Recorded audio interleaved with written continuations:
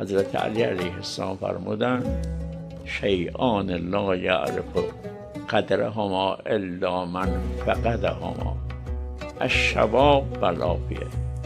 2 نعمته که انسان تا داره به اهمیت اون پی نمیبره و قدر اون را نمیدانه، ولی وقتی از دست داد قدر اون را میدانه، موقعیت اون را بهتر میشناسه.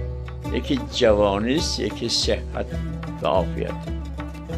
انسان چندی که جوانه توجه نمیکنه این نعمت چقدر بزرگه، به هنگامی که پیر میشه میفهمه که نعمت بسیار بزرگی بوده، نعمت جوانی.